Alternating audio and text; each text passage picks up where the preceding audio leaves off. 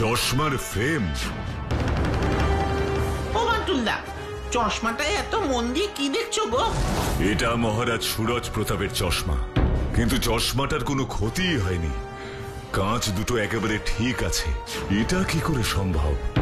কেন সম্ভব নয়? কেন? যে মানুষটার মৃত্যু গাছ থেকে পড়ে হয়েছে, সেই মানুষটার চশমা এত অক্ষত থাকে কি করে? তাছাড়া আরো বড় একটা প্রশ্ন আছে। এখানেও প্রশ্ন? এই প্রশ্ন থেকে জীবনে উদ্ধার নেই। তা কি প্রশ্ন বাটুলা? চশমা পরে কি দেখলে গো বান্টুলদা? সেটা তোদের পরে বলবো। কিরে বাচ্চু, তেমন কিছু দেখতে পেলি? না। তাহলে এবার আমায় দেখি আমার চোখে কিছু পড়ে কিনা। আরে বাটুলদা তো এক্ষুনি আমাদের পাশেই ছিল, এর মধ্যে অত দূরে চলে গেল। একই রে, একই ভুতুরে চশমা রে বাবা। এটা পড়লেই তো দেখছি কাছের জিনিস দূরে চলে যায়। এই বিচ্ছু, তাড়াতাড়ি আয়, বান্টুলদা তো সত্যি চলে যাচ্ছে। হ্যাঁ, তার মানে আমি যা দেখলাম সব সত্যি? ও বাটুলদা গো, দাঁড়াও দাঁড়াও, আরে বাচ্চু দাঁড়া বলছি।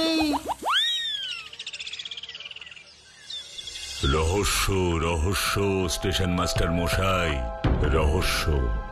যে মহারাজ আমাকে বললেন তার সব শিকার করা জন্তুর স্টাফ মূর্তিগুলো সরকারের হাতে তুলে দেবেন, সেই মহারাজই স্টাফ করা মূর্তিগুলো বিক্রি করে দিচ্ছিলেন। তারপর বীরজু প্রতাপ বাবু বললেন তাদের নাকি ইম্পোর্ট এক্সপোর্টের মানে আমদানি রপ্তানির ব্যবসা। কিন্তু এই প্রত্যন্ত চাঁদনীগড়েই কি ইম্পোর্ট এক্সপোর্টের ব্যবসা করেন বীরজু প্রতাপ বাবু? এই ইম্পোর্ট এক্সপোর্টের ব্যবসার কথা শুনে একটা কথা মনে পড়লো আমার বাটুল বাবু। কি কথা বলুন তো? বেশ কয়েক মাস ধরেই আমি একটা লোককে এখানে আসতে দেখি। লোকটা বেশ সন্দেহজনক। মানে কি বলতে চাইছেন আপনি? লোকটার নাম হলো কি যেন, হ্যাঁ, কমল। মাঝে মধ্যেই ওকে দেখেছি দিনের বেলায় ট্রেনে করে চাঁদনীগড়ে আসতে, আবার রাতের ট্রেনেই ফিরে যেতে। ওরকম প্যাসেঞ্জার আমি আর কাউকে দেখিনি। আর সব থেকে অবাক করা ব্যাপার কি জানেন বাটুল বাবু? ওই কমল নামের লোকটা সারা দিন স্টেশনের ওয়েটিং রুমে থাকতো, বাইরে বেরোতো না। সারাদিন ওয়েটিং রুমে কাটিয়ে আবার রাতের ট্রেনে ফিরে যেত? হ্যাঁ, আবার রাতের ট্রেনেই ফিরে যেত।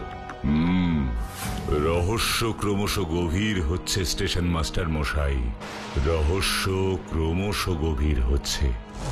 কিন্তু এই রহস্য যে আমাকে ভেদ করতেই হবে, আর তার জন্য আপনাকে আমায় একটা সাহায্য করতে হবে স্টেশন মাস্টার মশাই। কি সাহায্য বলুন বাটুল বাবু? তাহলে শুনুন।